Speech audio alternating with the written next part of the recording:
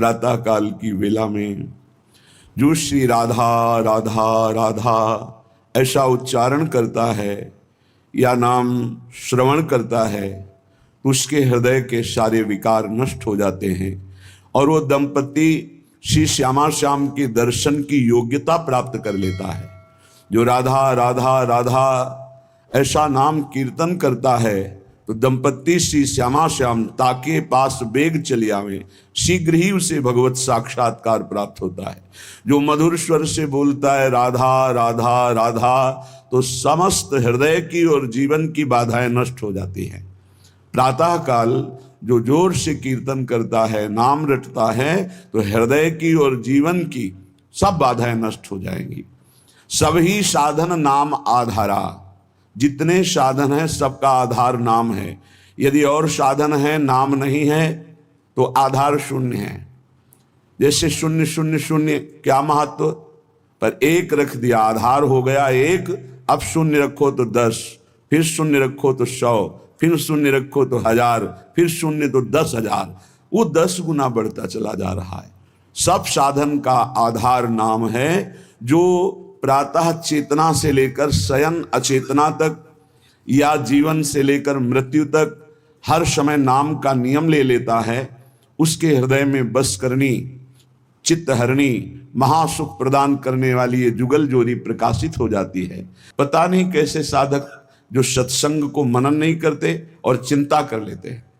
कोई साधक तो इस बात से चिंतित है कि अभी तो ठीक है, आप सत्संग सुना रहे, आप साथ है, आपकी डांट है, आपका दुलार है, लेकिन कभी दुर्भाग्यवशात अगर मुझे ये सौभाग्य ना मिला तो मुझे भरोसा नहीं कि मैं चल पाऊंगा।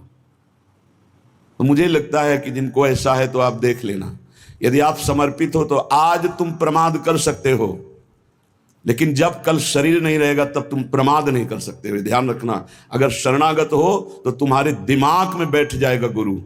अभी तो शरीर से है इसलिए बेपरवाह हो, लेकिन जिस दिन ये शरीर ना रहा या गुरु का शरीर नहीं रहेगा तो सच्चे शरणागत के दिमाग में गुरु बैठ जाते हैं और वो विरह और मिलन की तड़प में पूरा जीवन समर्पित करके वो उच्च कोटि की अवस्था को प्राप्त होता है। बिल्कुल ऐसा ना सोचा जाए कि फिर क्या होगा, फिर वही होगा जो मंगल विधान श्री जी रचती हैं। हमारा जीवन श्री जी के चरणारविंद में समर्पित है। हमारा कर कमल श्री जी ने पकड़ लिया, भरोसा करो।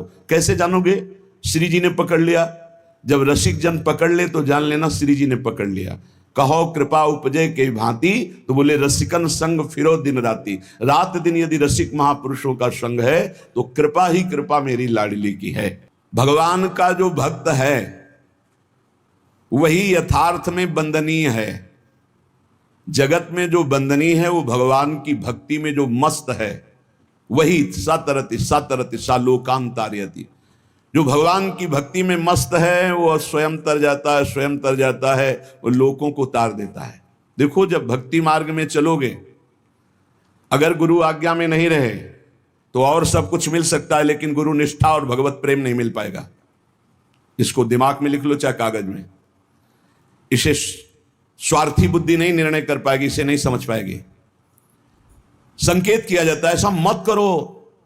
सामने वाले को लगता है बहुत लाभ मिल रहा है, अरे बड़ी हानि हो रही है। जो लाभ के लिए चले थे, जिस लाभ को मिलना था वो छूट गया, तेरा आश्रय छूट गया, तेरी बुद्धि में भ्रम पैदा हो जाएगा, तेरी बुद्धि में अश्रद्धा पैदा हो जाएगी, तेरी बुद्धि कभी श्री जी में नहीं लगेगी। तू खिलवाड़ समझता है। सब छुटा करके एकमात्र श्री जी का भरोसा पड़े रहो, भगवत प्राप्ति हो जाएगी। भरोसा अंदर से अपनी बुद्धि का ले लिया, भरोसा धन का ले लिया, भरोसा अपने प्रबल पुरुषार्थ का ले लिया, चूक कर दी। भगवान का जो भक्त है यथार्थ में वही बंदनी होता है जिसे भगवान ने अंगीकार कर लिया। किसे अंगीकार कर लिया? जिसने सब भरोसा आशा एकमात्र प्रभु के चरणों में, वही भक्त है जिसको एक भरोसो एक बल एक आस विश्वास, एक राम घनश्याम ही चातक तुलसीदास। एकमात्र अपने प्रभु से ही आशा भरोसा बल, एकमात्र प्रभु से, प्रभु के सिवा और कुछ हमारा बल नहीं। जब गुरुजन कृपा करते हैं तब सब तरह से सब संबंधों को काटकर ऐसी जगह खड़ा कर देते, केवल तुम्हारे हृदय में रहे कि प्रियालाल के सिवा मेरा कोई नहीं। हम समझ नहीं पाते, हम अपनी बुद्धि से भरोसा लेते हैं व्यक्ति का, वस्तु का, धन का, नाना प्रकार के अन्य बलों का, इसलिए शुद्ध भक्ति का जागरण हृदय में नहीं हो पाता। भक्त वही है जो एकमात्र श्री भगवान को अंगीकार करता है, और वंद्य वही है जिसको श्री भगवान अंगीकार कर लेते हैं। अर्थ शब्दों में तो समझ में आ रहा है, लेकिन आंतरिक अर्थ है, भक्त वही है जिसने भगवान को अंगीकार किया, और जगत वंद्य वही है जिसको भगवान ने अंगीकार कर लिया, भगवान ने स्वीकार कर लिया। भगवत भक्ति के बिना जीना क्या जीना, मुर्दे का जीना। जिन हरि भगत हृदय ने यानी, जीवित सौ समानते प्राणी। जिसे भगवान ने अंगीकार कर लिया, उस कुल जाति वर्ण रूप विद्या इसका कोई महत्व नहीं। वो किस कुल का, किस जाति का, कितना पढ़े लिखे है, रूप है कि नहीं है, तेज है कि, इससे कोई मतलब नहीं। वो जगत बंद हो जाएगा जिसे भगवान ने अंगीकार किया। श्री महामहिम सूरदास जी कह रहे, जाको मन मोहन अंग करे, जिसे भगवान अंगीकार कर लेते हैं, ताको केस खसे नहीं सिरते, जो जग बैर परे।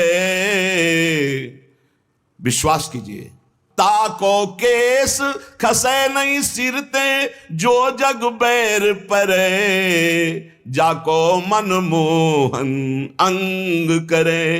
केस माने बाल, एक भी बाल कोई सर का उखाड़ नहीं सकता है जिसके भगवान रक्षक हो गए, जिसको भगवान ने स्वीकार कर लिया। हिरण कश्यप परहार थक्यो, प्रहलाद नने कुडरे, अजहू लगी उत्तान पाद सुत, अविचल राज करे, जाको मन मोहन अंग करे। कयाधु जी ने सुंदर श्रृंगार किया। प्रहलाद जी का 5 वर्ष के बालक हैं, दौड़ कर गए सिंहासन त्रिभुवनपति हिरण्यकश्यप, जिसकी एक ललकार गर्जना में बड़े बड़े देवता हाथ जोड़कर खड़े होते हैं। वही है भगवान का दिव्य पार्षद, कोई और थोड़ी है। जाके साष्टांग दंडोत किया, पिताश्री गोद में उठा लिया, दुलार किया। तुम्हें सबसे ज्यादा पसंद क्या है? हिरण्यकश्यप ने पूछा। प्रहलाद जी को दुलार कर दे, क्या पसंद है तुम्हें? जैसे बच्चों से पूछा जाता है तुम्हें क्या पसंद है, तुम क्या खाओगे, तुम क्या चीज चाहते हो, तो प्रहलाद जी से पूछा तुम्हें क्या पसंद है? तो उनका पिता श्री, मुझे भगवान की श्रवणम कीर्तनम स्मरणम विष्णुर्पाद सेवनम अर्चनम बंदनम दास्यम सख्य आत्मनिवेदनम, ये नवधा भक्ति बहुत प्रिय।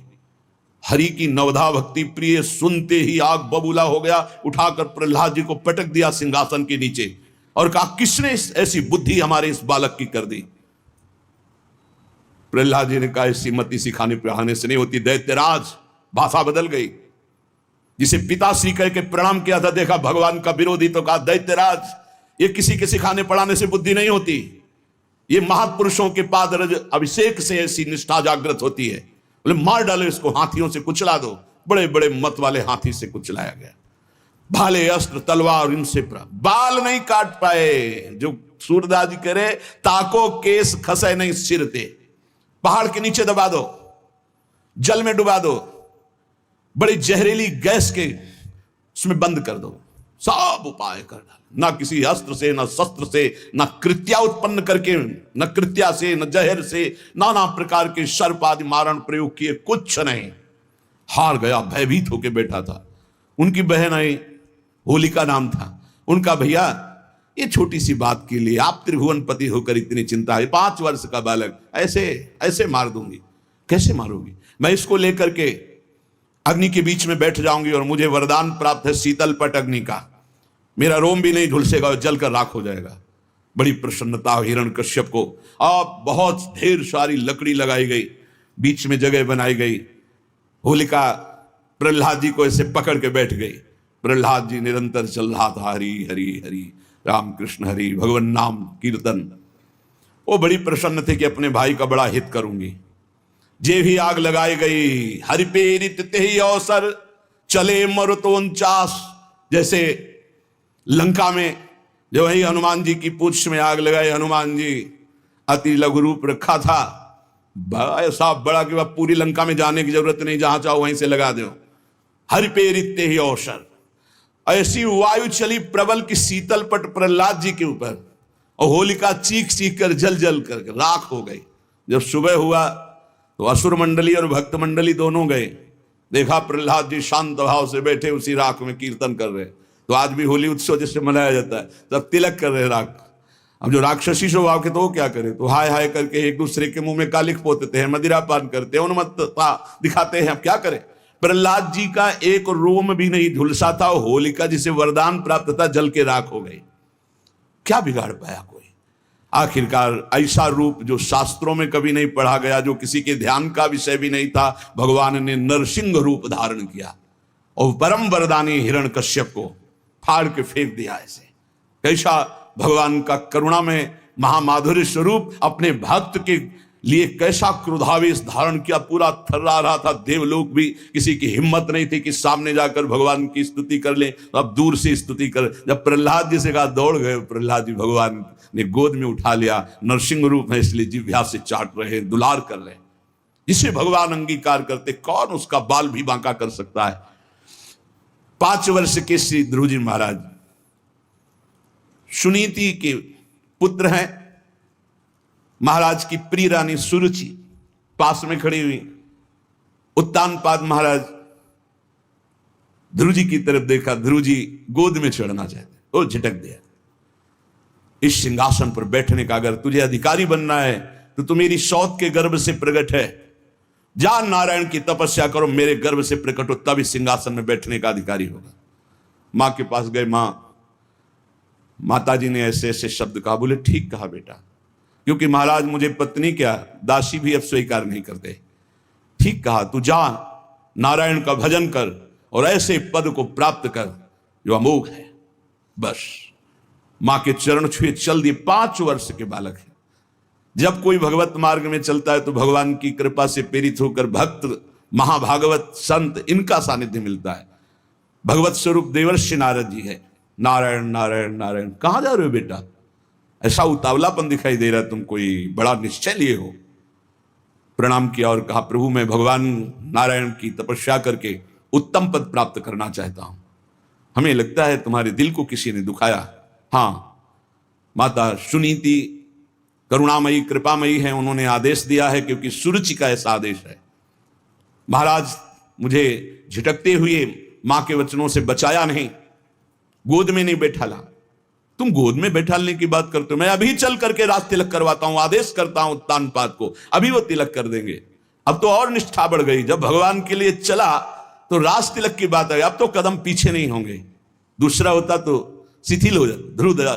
ध्रुव जी अपनी मस्ती में कि मैं निश्चयी हूं, एक बार जो निश्चय करता हूं उसे अटल रखता हूं। गुरुदेव चाहे प्राण निकल जाए, बिना भगवत आराधना के वापस नहीं हो सकता। नहीं नहीं, वहां बहुत मच्छर हैं, बहुत ऐसे हिंसक पशु हैं, राक्षस हैं, खा जाएं। गुरुदेव मृत्यु स्वीकार करता हूं, लेकिन कदम पीछे नहीं। चेला पक्का, गुरुमंत्र दिया, पीठ ठोक दी। 6 महीना में भगवत साक्षात्कार करके अजहू लगी उत्तान पाद सुत अविचल राज करे, जाको मनमोहन अंग करे, राखी लाज द्रुपद तनया की, कुरुपति चीर हरे, दुर्योधन को मान भंग करी बसन प्रवाह भरे। पूरी सभा रंग बिरंगे वस्त्रों से भर गई थी, यहां से वस्त्र नहीं हट पाया द्रुपद। चीर अवतार भगवान का हो गया, भगवान का चीर अवतार हो गया। जिस समय सुरपति देवराजेंद्र की पूजा बंद करवा दी, श्री कृष्ण चंद्रजू ने भारी कोप किया। जो सुरपति को प्यो ब्रजहू पर, क्रोध न कछु सरे, ब्रज जन राखी नंद को लाला, गिरधर विरध धर। एक बछड़ा भी बेहोश नहीं हुआ। पूरे ब्रज 84 को उसके जन जन की रक्षा नंद के लाला ने गिरधर स्वरूप गिरधारी श्री गोवर्धन जी महाराज को अपनी छिमुनी पे धारण करके 7 दिन 7 रात तक समस्त ब्रजवासियों की अलौकिक वैभव से रक्षा की। जाको विरध है गर्व प्रहारी, सो कैसे बिसरे, सूरदास भगवंत भजन करि शरण गए उबरे, जाको मनमोहन अंग करे, ताको केस खसे नहीं सिर ते, जो जग बैर परे। पूरा संसार बैरी हो जाए तो एक बाल बांका भी नहीं कर सकता जो भगवान की शरण में हो गया और भगवान ने जिसे अंगीकार कर लिया। हम भक्तनी के भक्त हमारे, श्री भगवान कह रहे अर्जुन जी से, भगवान बड़े प्रेम में डूब के कह रहे, हम भक्तनी के भक्त हमारे, सुनी अर्जुन प्रतिज्ञा मेरी, यह व्रत टरत न टारे, हम भक्तनी के भगत हमारे। अर्जुन, ये मेरी प्रतिज्ञा, मेरा प्रण है कि भक्त मेरे हैं और मैं भक्त का हूं। अहम भक्त पराधीन हूं अस्वतंत्र युधिष्ठिर, मैं भक्तों के अधीन हूं। क्योंकि भक्त अपने आप को मेरे को समर्पित कर देते तो मैं अपने आप को भक्त को समर्पित कर देता। साधु हृदय मेरा, मैं साधु का हृदय हूं। भक्तनि काज लाज जी धरि के, पाए पयादे धाऊं। भक्तों की रक्षा के लिए, भक्तों के कार्य के लिए नंगे पैर में दौड़ता हूं। जहां जहां भीड़ पड़े भक्तनि को, तहां तहां जाई छुड़ाऊं। जहां जहां मेरे भक्त को कोई समस्या होती, मैं विविध रूप धर के जाता हूं, उसकी समस्या का समाधान कर देता हूं। भक्त जान नहीं पाता, समस्त समस्याओं के समाधान मेरे आराध्य देव करते और मैं जान नहीं पाता। कहीं कहीं तो अपनी बुद्धि का गर्व हो जाता है कि मैं देखो समस्या का निदान ढूंढ लिया। अरे तेरी बुद्धि में गोविंद बैठकर समस्या का समाधान किए।